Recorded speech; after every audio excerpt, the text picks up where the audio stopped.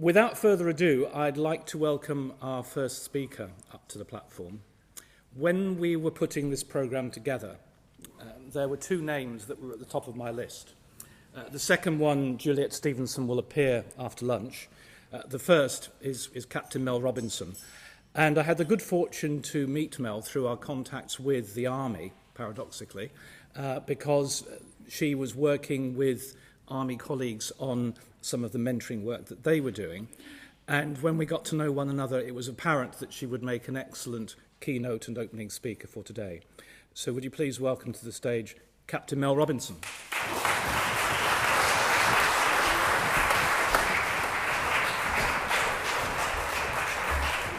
So I have to test communications from the bridge. 1, 2, 3, 4, 5. 5, 4, 3, 2, 1. And you can hear me at the back? Great. Good morning to you. I'm here on the day that Penny Mordaunt, Portsmouth MP, has been appointed as the Defence Secretary, first female Defence Secretary, which is just the most extraordinary thing. But Penny is also a maritime reservist, a sub-lieutenant under training.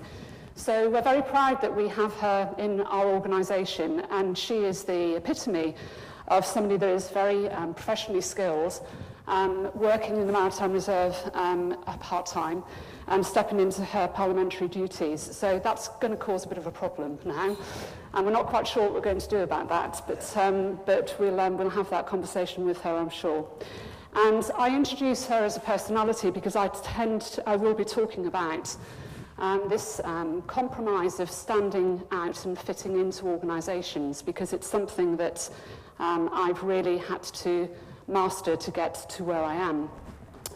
And I read in my preparation that human connections are nurtured in a garden of a shared story. So I'm here to share my story with you, to connect with you, so that we can understand what value I can bring to your mentoring programme. I want to introduce myself initially as somebody that has had an extraordinary journey with the Navy, and it's been a challenge to get from the bottom of a hierarchical structure to the top. But what I'm going to do is talk about that, because it is recognised as a pioneering experience that is as unique as it is unsurpassed, as unconventional as it is unparalleled, and as curious as it has been challenging. And I'm here to challenge my own assumptions, because the extraordinary part of my journey is that I stepped into my meetings with Ian because I had done some research around mentoring in the naval service. And I'm delighted to be stepping into your mentoring programme today. And that's caused me to challenge some assumptions that I've made around my own career and understand what helped and hindered my own progression. I'm going to talk about that. So I'm going to offer you my whole self. And I trust that I will appear vulnerable at times, and I feel safe doing that. But I think that I will also come across as very driven, purposeful and tenacious in the way that I've tackled my colleagues to get to where I am today.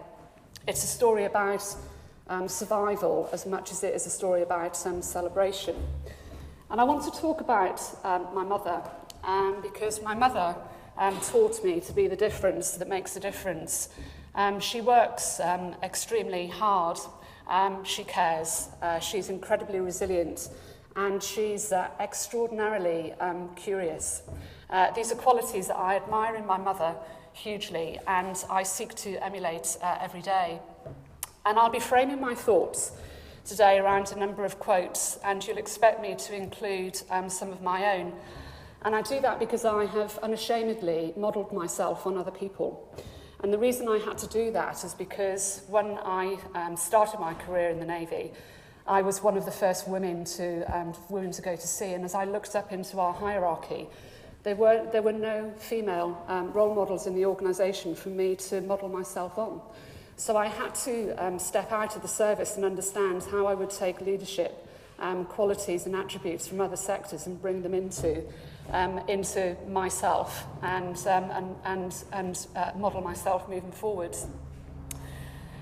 And what I'm saying is that I'm authentic by design. I chose my leadership style and designed it to fit into an institution.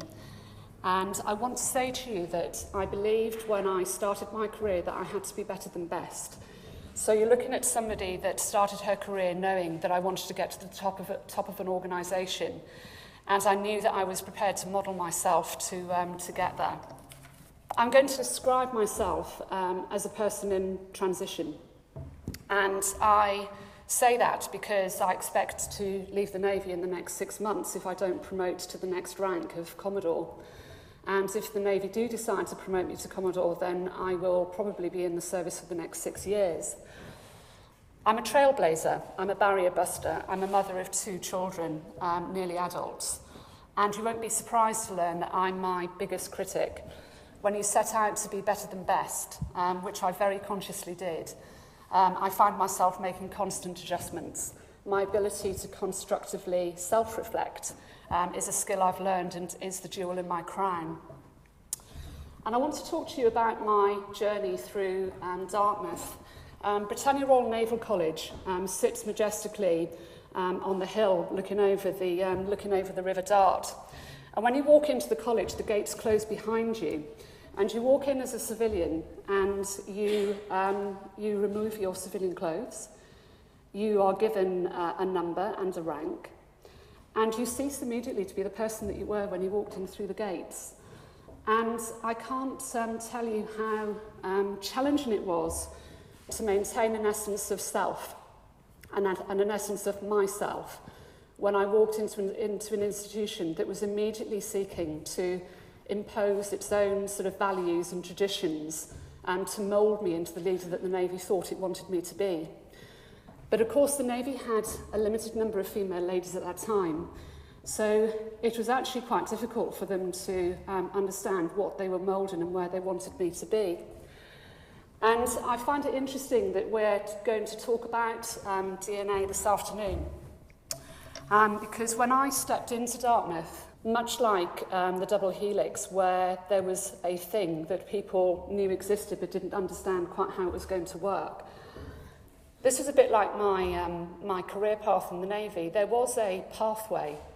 The Navy knew and were committed to careers for women, and they knew that they wanted to progress women from the bottom of the structure to the top.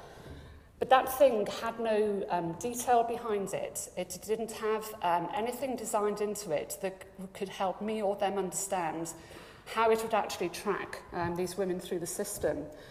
And I made it even more complicated because I wasn't prepared to just be designed into that pathway. I knew that I wanted children. I happened to marry a serviceman, so every step I took further into the Navy, the more complicated it got. And when you look at the representation in the organisation, you find me in the top right-hand side of this box. I'm one of 2 female captains in the Maritime Reserve, and there are 9 female captains in the regular Navy. And I want to seed that thought for you now, that there are 2 forces at play. The regular service maintaining full-time careers, and the reserve service giving people options to step out and be a civilian, but step into the military on a part-time basis. And the significant point about this, that when I stepped into the Maritime Reserve when I had my children, I did the unthinkable. I left the regular force as a very talented officer, and nobody ever expected me to do that.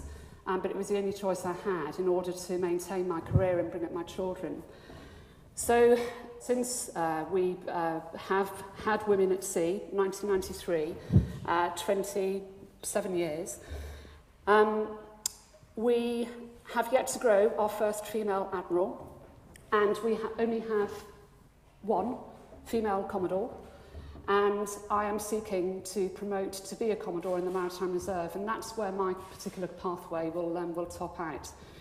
So you'll hear me describing how, whilst I'm aspiring to get to the top, if I'd stayed in the regular force, I would have had another couple of tiers to step beyond. And to give you a sense of the numbers, the Royal Navy has 30,000 people, and it has 250 captains, 80 commodores, and 24 officers in that flag rank. So I'm seeking to position myself in amongst the elite and in amongst some of our most successful leaders. I wrote this speech and I assumed that my battle was against an ill-defined pathway to success. And in writing my speech, I came to realise that the biggest battle I have been facing for the last 25 years was with myself.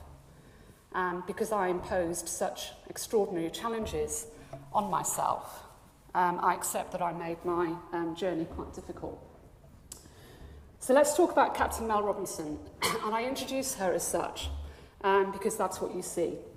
You see a rank that symbolises the success of the Royal Navy in terms of my position in the hierarchy.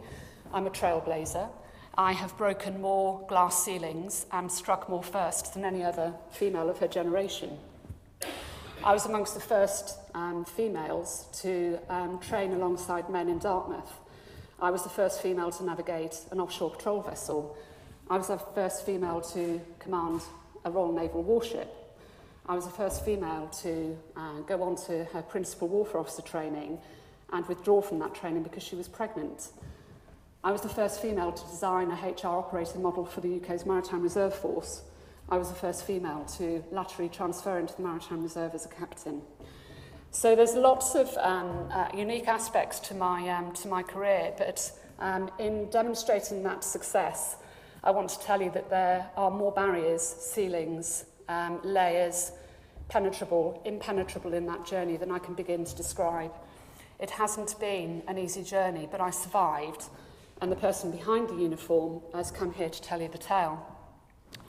I also want to say that I've been bullied, I've been harassed, I have challenged my organisation, I have complained, and I have exposed to my seniors the best and the worst of the experiences that I've had in the service.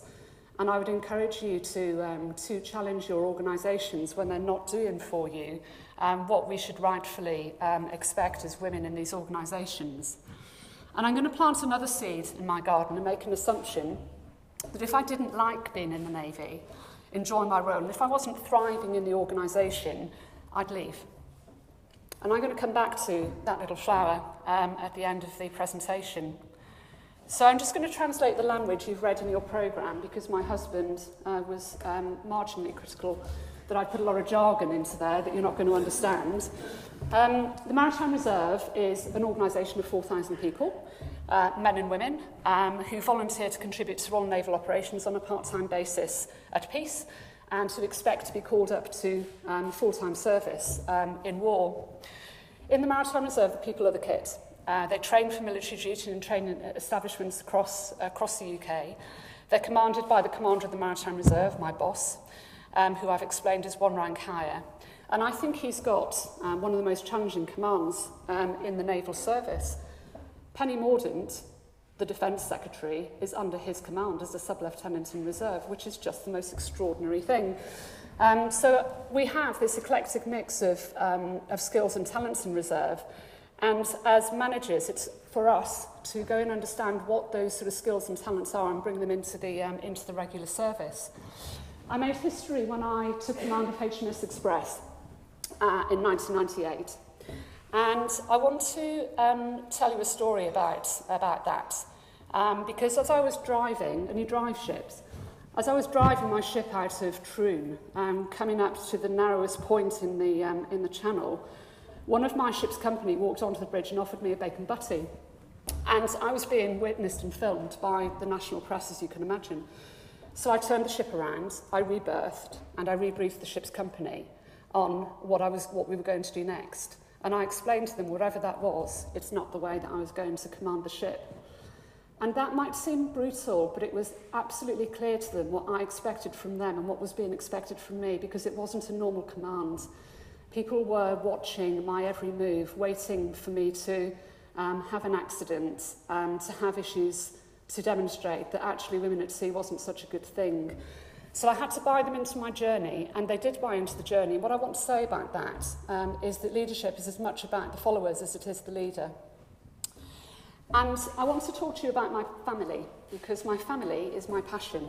And I want to talk to you about this day in 2001, when, having had my first child, Max, I had this life-changing moment where I was about to return to work and I was watching the TV and I had a 9-month-old son bouncing in his chair next to me. And I was watching this unfold on the television and I thought we were going to go to war. And I looked at that situation and I kind of thought, we've actually not got this quite right. Because I started challenging my assumptions about what being a parent and parenting is all about. And the thought of leaving a 9-month-old baby at a time when the country was potentially going to war was just inconceivable to me. I couldn't do it. So I went back to the Navy and said, actually, if I'm going to remain married to my husband, which was my preference at that time, and still is, if that was going to happen, then we were going to have to do things slightly differently. And the conversation I had with the Navy was, could we deconflict our sea service because we were both mariners? And the answer I was given was, we can't do that because that's positive discrimination. That's taking you out of your career path and doing something special with you that we're not prepared to do. And I get it. I was just ahead of the policy. I was just too far ahead of everybody else to challenge the assumptions that the Navy had made about how they were going to manage us. So on the basis that we were left completely vulnerable as a family, I decided I was going to leave. And in the time that I was making that decision, because you have to give 12 months notice to go, I fell pregnant with my second child, Maisie, and my husband was assigned in command of HMS Edinburgh. And Edinburgh then went to war. My husband was mentioned in dispatches for putting his ship on the gun line. And I kind of looked back at that and I kind of thought, do you know what, I'm really comfortable with the decisions I've made because I'm not prepared to put both my husband and I on the gun line. And that's my little daughter Maisie, who was 2 and a bit at the time, bringing her, watching her dad coming home with Saddam Hussein's money that one of the ship's company had gone ashore and put into a frame and is now an artefact on HMS Edinburgh. And I introduced that because my family are my passion. But I have lots of passions and I want to talk to you about some of them because they're very relevant to why I'm here today. I'm very passionate about my learning. I'm here because I connected with Ian and I wanted to step into a mentoring programme. I took my learning into my home because the Navy couldn't quite work out how it was going to mature me academically from the Maritime Reserve, so I sort of kind of made those decisions for them. And my other passion is people. And my current role is working in the Maritime Reserve headquarters, managing the business. My other passion is creating the magic. And Denise Morrison said, the leader is the person who brings a little magic to the moment. And the magic that I want to talk to you about is Batch 1 OPVs. It's just an example of the work I'm doing currently. When the previous Secretary of State decided to run these platforms we didn't have enough manpower in the naval service to keep them at sea. And I had to quite innovatively go back to the service and say, actually, we could blend reserves and regulars into the platform. And that meant that we could take the Batch 2s and forward deploy them globally. So what I want to say to you is that I've worked myself into an organisation where I'm not just influencing people within our own organisation. The work that I'm doing is having an impact on a global scale. And my real passion is around transformation because I've stepped into strategies and plans because in order to deliver that sort of innovation to the Maritime Reserve and to the Royal Navy, and in order to achieve that sort of global presence, we're having to fundamentally change the structure of the organisation, and that's the work that I'm currently involved in. So I agreed with Ian and with Hilary that in order to give you a real sense as to who I am, and to give you a real sense of the person behind all of this transformation, I'd have to give you a little bit more of myself, and that means that I start to lose the real sense of Captain Mel Robinson. Because as much as the uniform's important to me, it's not my be-all and end-all. And I say that because I'm going to talk to you in this next section about me being a leader, and I want to challenge some assumptions around the great men theories, that leaders are born and not made. And I want to take you into my family and my background to help you understand what traits I brought into the Navy when I walked into Dartmouth. Because there's an advert that we put out there that suggests that this individual was born in Bradford, and the advert goes on to explain that the experience that he had in the Navy made him the person that he is. And I'm obviously going to challenge that assumption because I was made in Wales and I joined the Royal Navy. I was born to my dad, a policeman with a very strong sense of social responsibility. I'm known for my compassion, so you won't be surprised to know that my mother is a nurse. My sense of duty sits in my soul and was gifted to me through a shared lineage of remarkable elders, my grandparents, farmers, soldiers, seamstresses and stonemasons. My sense of celebration is very, very short-lived, so my parents brought me up to be very humble. And for those of you that are interested in numerology, I'm a number 7, which is symbolised by the chariot. I thrive on change and travel. Self-invention is a lifetime process. There's something happening in my life all of the time. So it's fair to say that I don't live a pipes and slippers lifestyle. And I want to say that I was born to conform. I think it goes back to my dad's being in a force that knew sort of right and wrong. But there is a natural curiosity in my blood that seeks to know the world as much as I seek to know oneself. And my reality is that I wanted to be a mariner rather than a mountaineer. And I say that because mountaineers tend to look for the challenge and go for the riskiest, most dangerous path to the top of the mountain. Whereas a mariner will always seek the safer solution. We're always looking for the bad weather, anticipating bad weather. We're always looking for the underwater hazards. So what you find in me is somebody that is very happy to sit and bob on the surface and accept and anticipate what's coming on the surface, but I'm always interested in what's happening underneath. So as a coach and mentor, you won't be surprised to know that I spend all of my life trying to work out what's going on in somebody's internal, whilst I'm witnessing the external. And my instinct, my sixth sense, was very useful as a mariner. But my instinct served me well when I realised that I was walking into an institution that was going to make life very difficult for me in terms of getting from the bottom to the top. And that drove my personal standards. And those standards became higher and higher the further and further I got into the organisation. And it goes back to the sense of responsibility.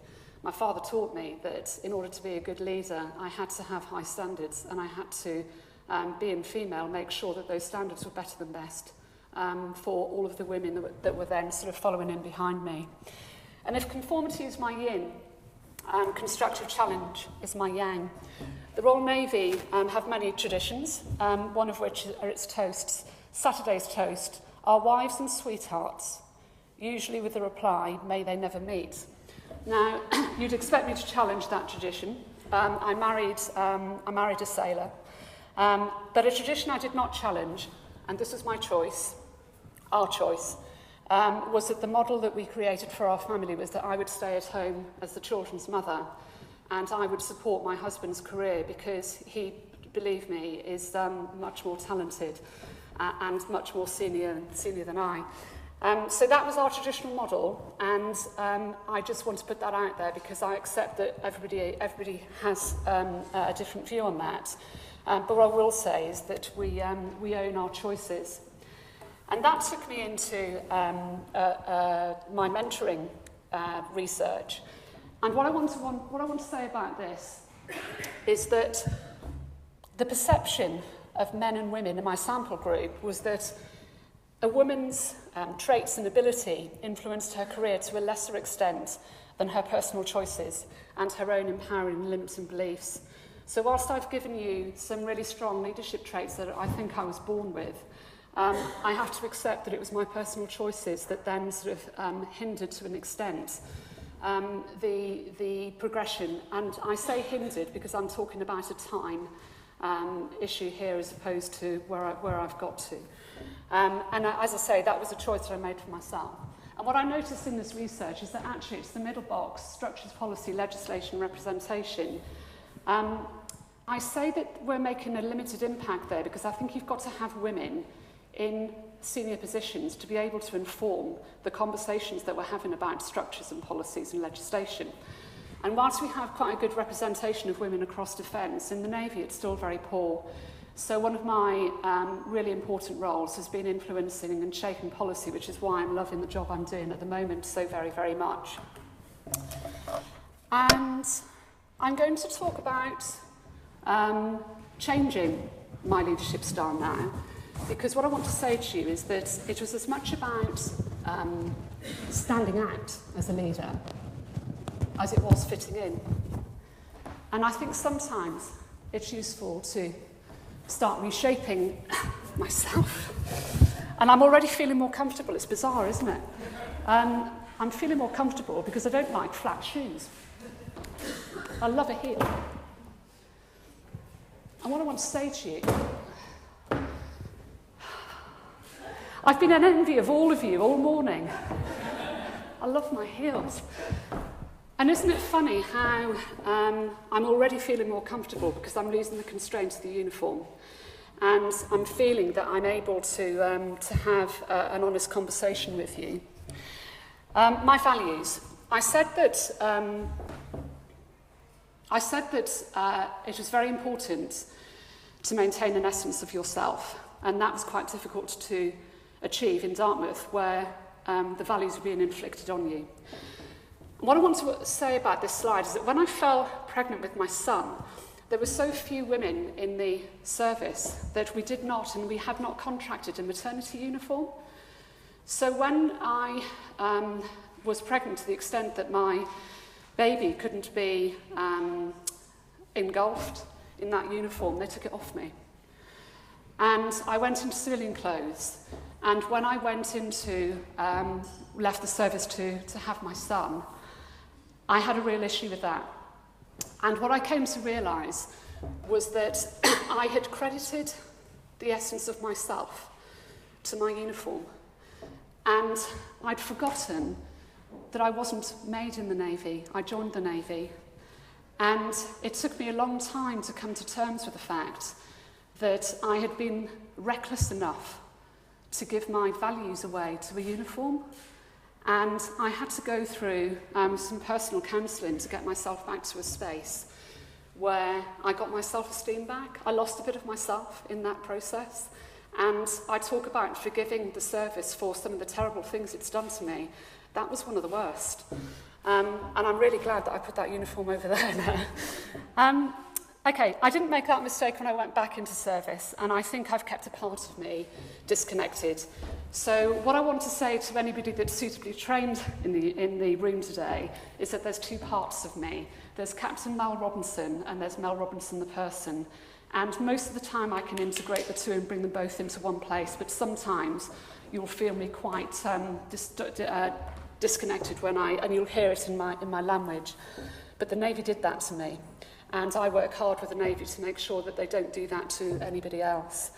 My moral compass. I'm talking about now developing leadership traits as opposed to being born with them. And what I want to say about my moral compass is that when I stepped into the coaching and mentoring journey, I realised that I can be quite opinionated and principled. And it goes back to being born to conform and my dad being a policeman, I think. But what that taught me, and it's a really important point, is taking the helicopter view. And when you are managing subordinates, I learned that if I could take the helicopter view and park some of my more radical principles at times, I was a better coach and mentor, and I was more able to allow people to make their own choices and decisions. Spatial awareness, as a mariner, essential. And I was a really good mariner because my spatial awareness for a female is quite good. But my emotional awareness I had to develop through my own learning. And I want to talk to you about my philosophy, because about 7 years ago, I started to realise that whilst the Navy had given me this pathway to success, it was all about the hierarchy and it was all about the promotion. And I started to realise that I never planned to leave my husband and I'll never leave my children, and I might one day leave the Navy. So I had to kind of restructure myself, and I gave myself a philosophy that said, success is worth nothing if you haven't got anybody to share it with. So all of my personal choices that then followed were constructed around maintaining my family. I'm quite formulaic. I developed a system that developed my intelligence quotients by being gorgeous, by managing my home and my work, by shining brightly, and by managing my relationships, by loving my life. And that structure delivered me some success. And I say some success because the assumption I'm going to challenge now is work-life balance. I'll say to you here that I don't think there is a work-life balance. I think that's a complete myth. I have designed systems, I've got the model, I prioritise, and I still find myself massively stressed, overworked, and on the verge of breaking down at times. So as much as I've got the systems and I talk the talk, I'm going to challenge work-life balance because it's up there with the fairies and the unicorns for me. And I want to talk to you about Phoenix, because the conversation I had with Ian was about the sort of Phoenix rising. It's about understanding whether I want to fit in or whether I want to stand out. And what you'll sort of get with me, and this might be a bit of a struggle, the sound engineer was looking at me rather oddly when he said, "You're going to do what?" I wanted to say to you that I came to learn in my journey that it was as much about fitting in as standing out. So in the military, when I'm not in my uniform, I am known to have very pretty bags, and I wear very, very bright colours, because there's obviously part of me that is really wanting to bring my femininity into a very military organisation. And what I want to say to you about Phoenix is that this moment of coming to this point of renewal taught me that my employer hasn't always been kind, hasn't always treated me well, hasn't managed my talent. I've managed my talent myself. I absolutely owned my journey. Hasn't recognised my achievements. It may promote me to command the Maritime Reserve, it may not. And I had to ask myself, is this femininity valuable to the Navy? And I think it is. But are the traits that and is the leader that I've described to you, does she have to stay in the military to have an impact now? Or is it time for me to step away from that institution and think about what I do next? I'm 50 years old, so I've got another sort of 10, 15 years of work in me, I think, and I'm not quite sure whether I want to spend it in the Navy. So I'm really beginning to challenge my assumptions, so much so I turned my bloody system upside down. And I kind of thought, what's that all about? Loving life and relationships at the bottom, and intelligence quotients at the top. So I spun it around. I kind of thought, geez, you need to take better care of yourself. So I went back to my relationships, and I'm looking at those, and people are really being very supportive about that. I've sandwiched home and life in the middle because that never goes away. And I've kind of parked personal development for a little while. And I say that because I've just spent 3 years doing my master's degree with my husband deployed and my children doing GCSEs and A-levels. And I'm knackered. I kind of think, God, give yourself a break. So I flipped it. And I feel really good. And people are saying to me, God, you're looking really well. And I'm kind of thinking, I'm feeling really well. So now we're really starting to challenge this issue of standing out and fitting in. And I'm going to talk to you about what I've done to fit myself in. And I'm going to make an apology because I think in terms of perceptions, one of the things I had to challenge and accept was that some people don't like me. And I think that's a really hard thing to come to terms with. Not everybody's going to like you.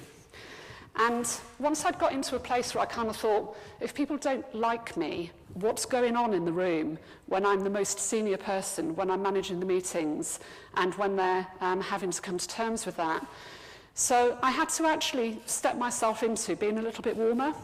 And there's some really good research around the competence and warmth dimensions.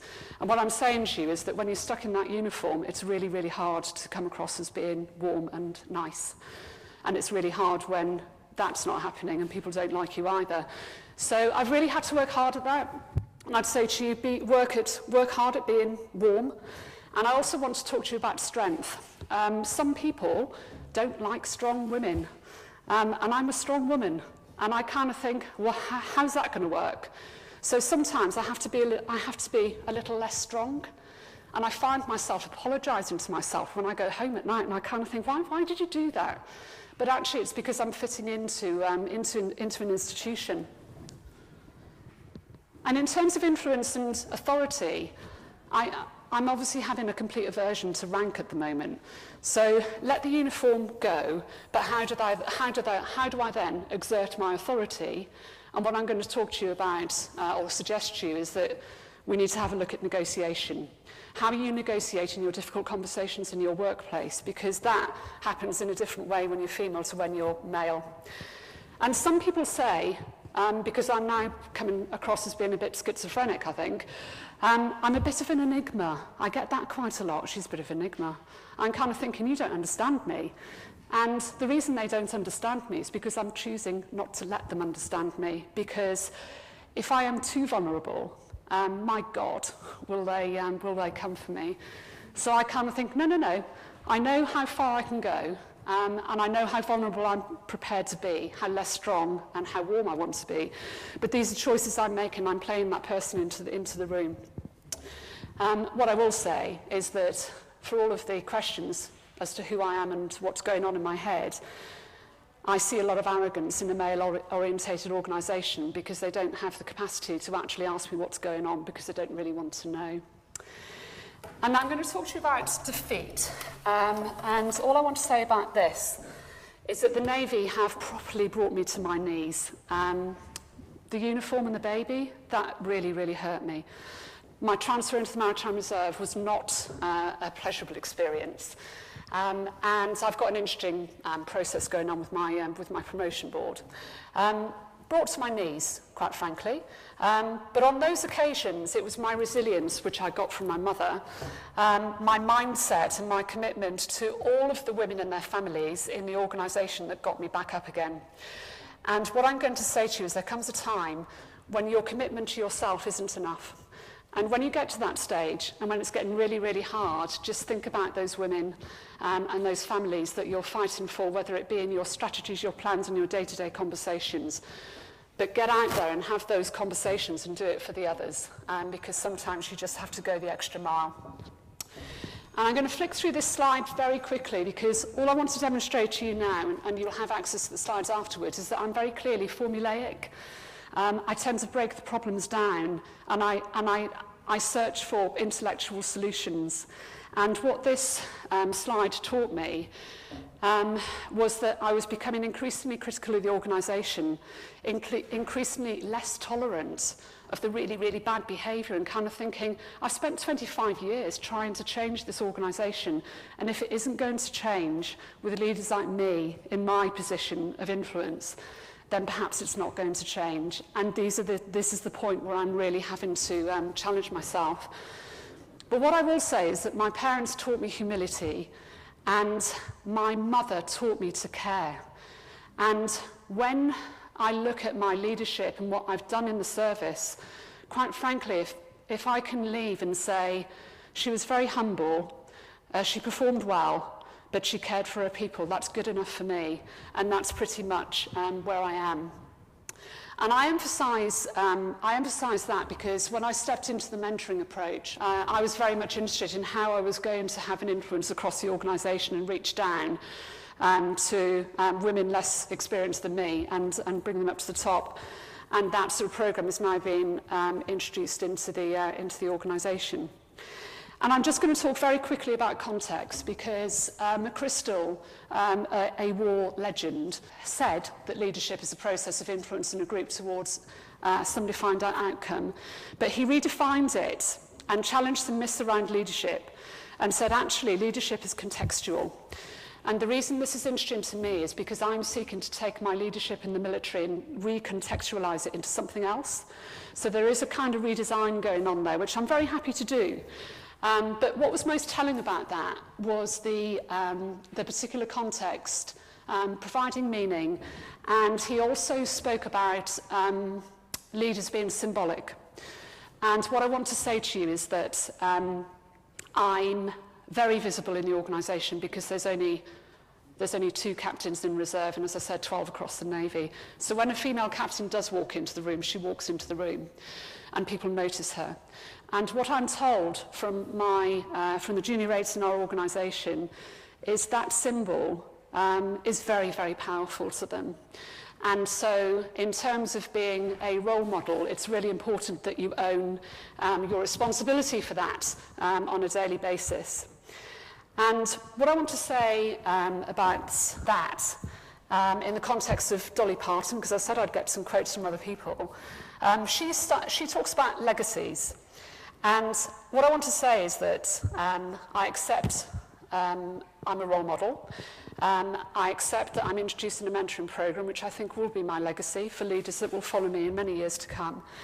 But what I want to say to you is that you've heard me talk about my passions, and where I have been most effective in my career, it's where I'm very, very synergized with my passions and doing what I love. So I would encourage you to find out what your passions are and go into continuing your careers, celebrating your passions. And I've described myself as a bit of a chameleon because I'm in this state of change. And I want to say that I want you to hold the parts of you that are closest to you, your values, protect them and nurture them. Don't ever give them away, because that sense of me crediting myself, the sense of self to an organisation as opposed to myself, took me a long time to get over. And I want to talk to you about consistency. I spoke about standards. I spoke about being the only female in the room. That means that every time I step into the room, I have to be on top of my game. So where I challenge that assumption around being better than best, I'm absolutely going to hold my course on that. And consistency is key. And I want to talk to you about branding. Branding is about not what people say when you're in the room, it's what they say when you've left the room. And always be mindful of that.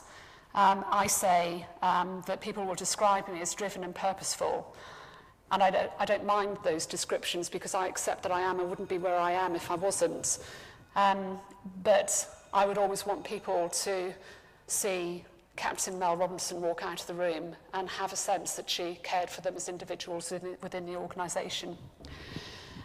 And what I want to say to you finally is that I've had to challenge my version of success, because what this journey taught me is that I pinned success to hierarchy and rank and promotion, when in fact success, I think, is a feeling. And once I'd connected with the feeling, I understood that I had even more control over the choices I was going to make moving forwards. And that means I can have more honest conversations with my current employer and with my future employers. And one sense is, says she on the stage, that as and when the promotion conversation comes up, the Navy will make a decision to promote or not, but Mel Robinson will have to make a decision as to whether she does or whether she doesn't. And I'm saying that that process of renewal, that self-reflection, it didn't take very long. You've just got to go and find yourself a place to go and sit down and have these conversations with yourself and come up with the right answers for you. And I started with what my mother told me, to be the difference that makes a difference. And I want to end with what I tell my daughter. And I say to her, there are no glass ceilings, because I see her career being very different to the one that I experienced. But I also say to her, just be you, just be yourself. And I put a little I in there, because when you're as strong and passionate as I am, as a parent, I also have to understand when to step back and give her room to grow. So that's what I tell my daughter. And I said to you at the beginning that human connections are nurtured in a garden of shared journeys. And I committed to giving you my whole self today in terms of who I am. I'm Captain Mel Robinson, but really who the person is behind that person, because it's the traits that I was born with and I've developed that makes me a great leader in the Royal Navy today. So I trust that I've connected with somebody somewhere, and I'm obviously in the room today, and I'm happy to take any questions, I think.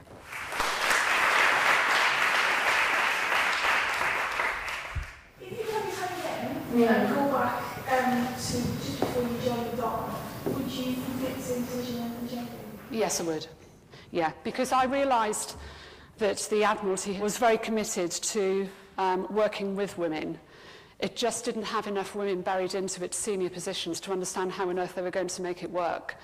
So I have absolutely no regrets, because I know that every step I took changed something and made it a little bit easier for the women that were following behind.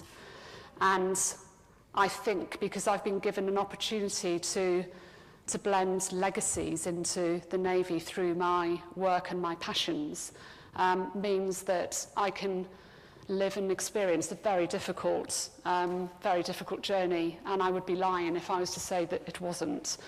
I'm very comfortable with that, because I've had a fantastic career, and I have absolutely no regrets about the decision to go in. There's some regrets along the way, obviously, when people do things like that to you.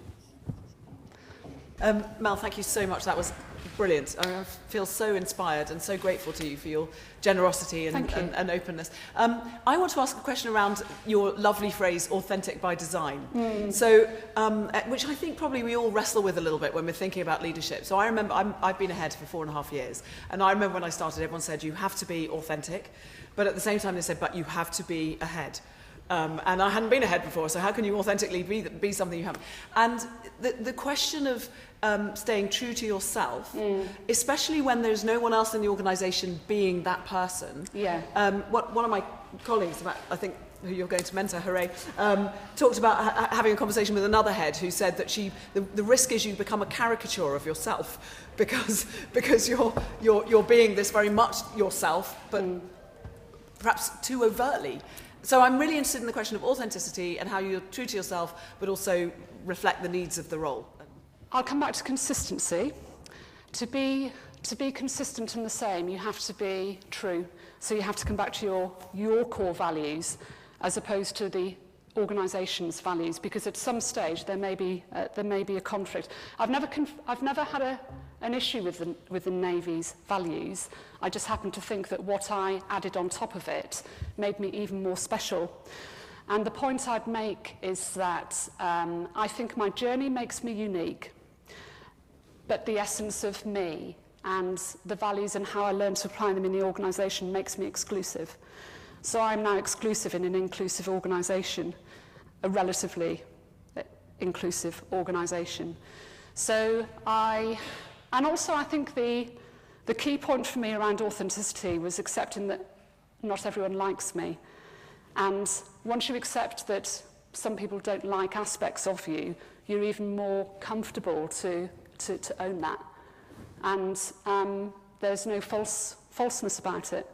And there's an acceptance that whilst we're none of us perfect, that whatever is in the room is enough.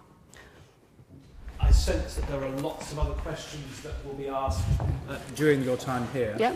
And just to reflect something which you were saying about the being liked, when I left banking, within the first month, somebody said to me, "You're a much nicer person now that you've left BZW."